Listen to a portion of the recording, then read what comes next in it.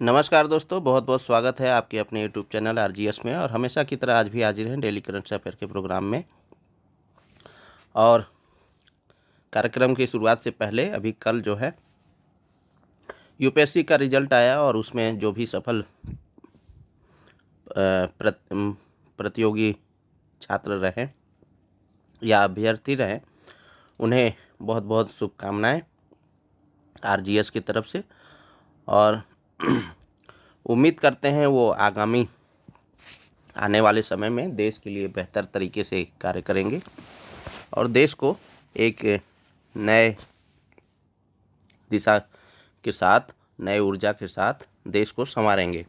और आप सभी जो अभी इस प्रिपरेशन में लगे हुए हैं और अपने अपने मंजिल को प्राप्त करने के लिए प्रयासरत हैं, इसी प्रयास के संदर्भ में आरजीएस का भी एक प्रयास है कि आपको डेली करंट अफेयर के माध्यम से, एमसीक्यू के माध्यम से जो भी प्रमुख मुद्दे हैं, जो भी घटनाक्रम हैं, उन्हें संक्षेप में आप तक पहुंचाया जाए। साथ ही साथ आप जो है अपने तैयारी को बेहतर कर सकें, इसके लिए भी मार्गदर्शन दिया जाता है। तो आप सभी लोगों का स्वागत है। कमेंट बॉक्स में आप अपना जो भी फीडबैक देना चाहें या जो भी सवाल हों, जो भी मार्गदर्शन चाहते हों, वो आप पूछ सकते हैं। आपका बहुत बहुत स्वागत है। तो चलिए हम लोग सेशन की शुरुआत करते हैं और सबसे पहले प्रश्न की ओर बढ़ते हैं। तो डेजर्ट फ्लैग 10 अभ्यास का आयोजक देश कौन है? ये पहला प्रश्न है आपके लिए। तो भारत, संयुक्त राज्य अमेरिका और संयुक्त अरब अमीरात और फ्रांस। तो राइट आंसर हमारा सी हो जाएगा। चलिए हम व्याख्या को देखें। तो डेजर्ट फ्लैग 10 के बारे में देखें तो इसमें भारतीय वायुसेना यानी इंडियन एयरफोर्स ने अपने मिग-29 और जगुआर लड़ाकू विमानों के साथ यूएई के अल धफरा एयरबेस पहुंच बनाई है। तो अल धफरा एयरबेस कहां पर है? यूएई में है। और वहीं पर डेजर्ट फ्लैग 10 का आयोजन हो रहा है। इंडियन एयरफोर्स बहुराष्ट्रीय डेजर्ट फ्लैग अभ्यास के 10वें संस्करण में भाग ले रही है। अभ्यास की अवधि की बात करें तो 21 अप्रैल से 8 मई 2025 तक कुल 3 सप्ताह इसका आयोजन होना है। मेजबान देश की बात करें तो यूएई अभी बताया ही, और यूएई की एयरफोर्स उसकी मेजबानी कर रही है। भाग लेने वाले कुल देश कितने हैं? तो 12 देश हैं जो इसमें भाग ले रहे हैं डेजर्ट फ्लैग 10 में, जिसमें भारत, संयुक्त राज्य America, Australia, France, Germany, Saudi Arab, दक्षिण Korea, Bahrain, Turkey, Qatar, United Kingdom और संयुक्त अरब अमीरात इसमें शामिल है, जो कि मेजबान देश भी है। भारत और डेजर्ट फ्लैग अभ्यास में भागीदारी की बात करें तो भारत पहली बार 2021 में भाग लिया था डेजर्ट फ्लैग 6 में, और इसका आयोजन 4 मार्च से 27 मार्च 2021 के मध्य आयोजित हुआ था। तब उसने भाग लिया था और उस समय भारत के तरफ से सुखोई 30 MK1 ने भाग लिया था। वहीं दूसरी बार भारत जो है 2023 में डेजर्ट फ्लैग 8 में भाग लिया था और 2023 में 27 फरवरी से 17 मार्च तक यह आयोजन हुआ था, जिसमें 5 LCA तेजस विमान और 2C-17 ग्लोब मास्टर ने भाग लिया था। तीसरी बार भारत की बात करें तो भारत जो है तीसरी बार इसमें भागीदारी कर रहा है और डेजर्ट फ्लैग 10 में ये भागीदार होगा। मिग-29 और जगुआर इसमें प्रमुख रूप से भाग लेंगे। डेजर्ट ईगल की बात करें तो इंडियन एयरफोर्स और यूएई एयरफोर्स के बीच में आयोजित होता है और पहला संस्करण 2008 में हुआ था और कहाँ पर आयोजित हुआ था? संयुक्त अरब अमीरात में हुआ था। इसका दूसरा संस्करण 2016 में हुआ था और कहाँ पर? यूएई में हुआ था। गल्फ स्टार यानी भारतीय नौसेना और यूएई नौसेना के बीच गल्फ स्टार का आयोजन किया जाता है। यह असाध्य अभ्यास मार्च 2018 में हुआ था और स्थान कहाँ हुआ था, कहाँ पर आयोजित हुआ था? तो अबू धाबी के तट पर आयोजित हुआ था। चलिए अगले प्रश्न की ओर बढ़ें। तो टाइप 5 मधुमेह को आधिकारिक रूप से किस कारण से मान्यता दी गई है? तो मधुमेह आप लोगों को पता होगा, साइंस में आप लोगों ने पढ़ा होगा डिजीज के बारे में। तो अभी तक टाइप 1 और टाइप 2 ही मधुमेह थे। अब डायरेक्ट जो है मधुमेह 5 को, टाइप 5 को मान्यता दी गई है आधिकारिक रूप से। तो इसका प्रमुख कारण कुपोषण बताया गया है, तो कुपोषण के कारण होगा, कारण है इसका। तो इंसुलिन जब हमारे शरीर में अत्यधिक मात्रा में स्रावित नहीं हो पाता है, या जितना उचित मात्रा चाहिए उतनी मात्रा में जब स्रावित नहीं हो पाता है, तो उस कंडीशन में क्या होता है, जो भी हम भोजन ग्रहण करते हैं तो वो जो है हमारे एडिपोज टिश्यू में इकट्ठा हो जाता है, जो कि फैट के रूप में परिवर्तित कर देता है ग्लूकोज को, जिसके कारण मोटापा भी बढ़ता है और रक्त में शर्करा की मात्रा भी बढ़ जाती है। तो ये मधुमेह टाइप 5 के बारे में अभी मान्यता दी गई है। तो इसका प्रमुख कारण कुपोषण है। चलिए हम लोग व्याख्या की ओर बढ़ें। तो मधुमेह है क्या? तो मधुमेह एक ऐसी बीमारी है जिसमें शरीर इंसुलिन का पर्याप्त उत्पादन नहीं करता है, या शरीर की कोशिकाएं इंसुलिन का सही से इस्तेमाल नहीं कर पाती हैं। इंसुलिन एक हार्मोन है जो अग्नाशय द्वारा उत्पन्न होता है और यह शरीर को ग्लूकोज को ऊर्जा के रूप में इस्तेमाल करने में मदद करता है। जब शरीर में पर्याप्त इंसुलिन नहीं बनता है या इंसुलिन ठीक से काम नहीं करता है, तो ग्लूकोज जो शरीर के लिए ऊर्जा का मुख्य स्रोत होता है, शरीर में जमा हो जाता है और कहाँ पर? एडिपोज टिश्यू में जमा हो जाता है। इससे रक्त में ग्लूकोज का स्तर बहुत बढ़ जाता है, जिसे ग्लाइसीमिया भी कहते हैं। हाल ही में टाइप 5 मधुमेह को आधिकारिक रूप से मान्यता दी गई है। इसे युवावस्था में परिपक्वता शुरुआत मधुमेह भी कहा गया है। यह बीमारी मुख्य रूप से कुपोषण यानी अपर्याप्त पोषण से जुड़ी हुई है, न कि मोटापे से। टाइप 5 मधुमेह का कारण क्या है? तो इस बीमारी का मुख्य कारण कुपोषण है, जो मुख्य रूप से बचपन या किशोरावस्था में लंबे समय तक पोषण की कमी के कारण होता है। इससे शरीर के अग्नाशय यानी पैंक्रियाज के विकास और कार्य पर असर पड़ता है, जिससे इंसुलिन स्रावित करने वाली बीटा कोशिकाएं प्रभावित होती हैं और इंसुलिन के बिना शरीर में ग्लूकोज ठीक से इस्तेमाल नहीं हो पाता है, जिससे मधुमेह का खतरा बढ़ जाता है।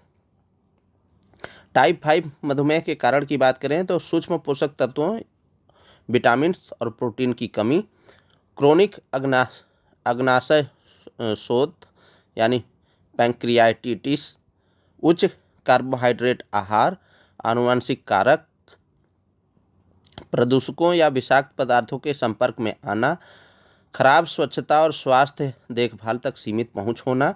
टाइप 5 मधुमेह मुख्य रूप से एशिया और अफ्रीका के निम्न और मध्यम आय वाले देशों के युवा पुरुषों में पाया जाता है। दुनिया भर में करीब 2.5 करोड़ लोग इससे प्रभावित हैं और इनका बॉडी मास इंडेक्स 19 किलोग्राम प्रति मीटर से कम होता है। चलिए टाइप 5 मधुमेह के इतिहास की बात करें तो 1955 में जमैका में पहली बार इस बीमारी की पहचान हुई थी। तो कहाँ पर हुई थी? जमैका में 1955 में हुई थी।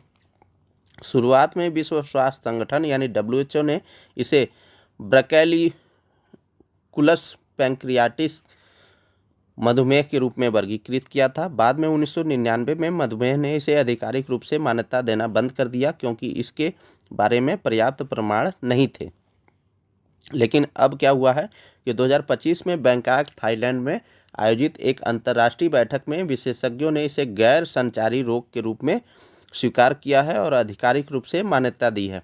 तो यहाँ पर ये क्या है? गैर संचारी रोग है। टाइप 1 मधुमेह के बारे में देख लेते हैं और हम लोग टाइप 2 के मधुमेह के बारे में देख लेते हैं। तो टाइप 1 मधुमेह क्या है? यह एक ऑटो इम्यून बीमारी है। इसमें शरीर की प्रतिरक्षा प्रणाली यानी इम्यून सिस्टम अग्नाशय की इंसुलिन बनाने वाली कोशिकाओं पर हमला करती हैं और उन्हें नष्ट कर देती हैं। यह मुख्य रूप से युवाओं और बच्चों में पाया जाता है।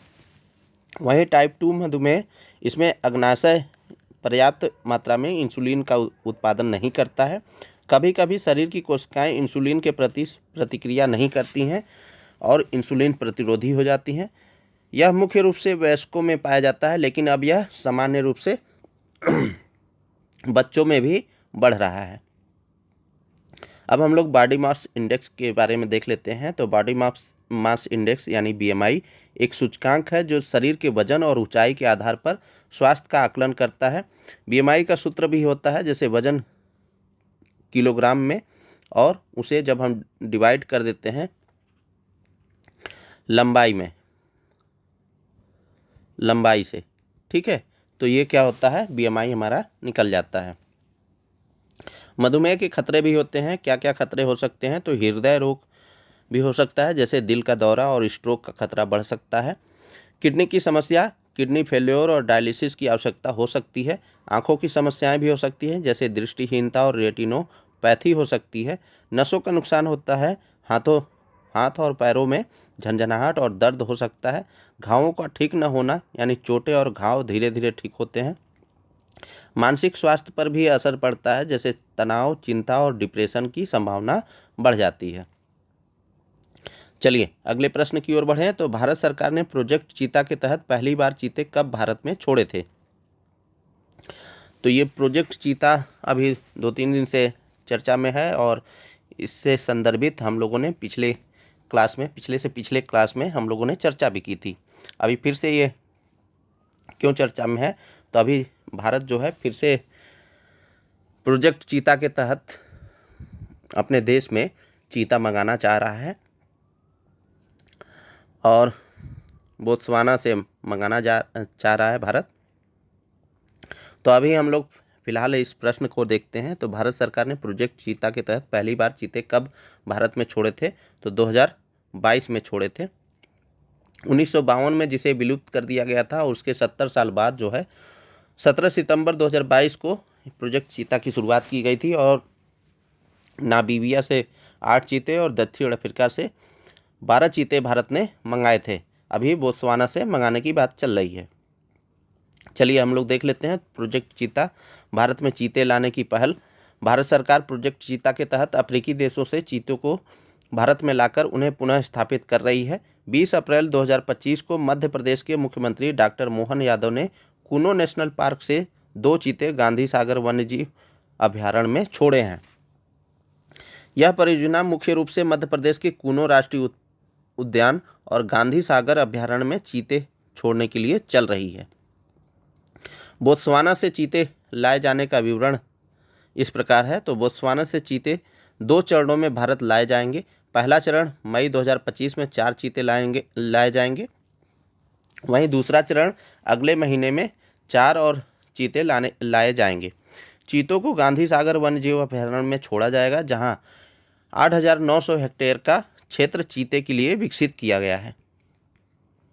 प्रोजेक्ट चीता के इतिहास की बात करें तो भारत सरकार ने 2009 में प्रोजेक्ट चीता की घोषणा की थी, और जिसके तहत अफ्रीका और ईरान से चीते भारत में लाए जाने थे। तो ईरान जो है एशिया का एक देश है, और ईरान के पास इतनी संख्या में चीते नहीं थे कि भारत को दे सके, तो इसलिए जो है ईरान ने मना कर दिया था। तो उसके बाद गवर्नमेंट ऑफ इंडिया ने अफ्रीका से चीते मंगाए थे। 2022 में प्रधानमंत्री नरेंद्र मोदी जी ने अपने जन्मदिन पर कूनो नेशनल पार्क में नामीबिया से लाए गए 8 चीते छोड़े और प्रोजेक्ट चीता का शुभारंभ किया। 2023 में दक्षिण अफ्रीका से 12 चीते कूनो नेशनल पार्क में लाए गए थे। अब देख लेते हैं हम लोग गांधी सागर अभयारण्य के बारे में। तो चीते का नया घर होगा। गांधी सागर वन्यजीव अभयारण्य की स्थापना की बात करें तो 1978 में हुई थी, और यह 368 वर्ग किलोमीटर क्षेत्र में फैला हुआ है। यह अभयारण्य मध्य प्रदेश के मंदसौर और नीमच जिलों में स्थित है, और चंबल नदी इसी क्षेत्र से होकर के बहती है। बोत्सवाना का संक्षिप्त परिचय देख लेते हैं, जहाँ से चीते अभी मंगाए जाने हैं। तो बोत्सवाना दक्षिण अफ्रीका में स्थित एक भू आबद्ध देश है। आबद्ध होगा, ठीक है, आबद्ध देश है। यह पहले ब्रिटिश उपनिवेश था और बेचुआना लैंड के नाम से जाना जाता था। 1966 में स्वतंत्रता मिलने के बाद इसका नाम बोत्सवाना रखा गया, और इसकी राजधानी गेबोरोन है। और इसकी अवस्थिति को देख लेते हैं। तो ये रहा बोत्सवाना, एक लैंडलॉक कंट्री है, यानी भू आबद्ध देश है। इसके देशों की बात करें, सीमावर्ती देशों की, तो जिम्बाब्वे है, साउथ अफ्रीका है और नामीबिया है। ये 3 देश इससे सीमा साझा करते हैं। चलिए अगले प्रश्न की ओर बढ़ें। तो अगला प्रश्न है कि हेल्ड पहल का संबंध किससे है?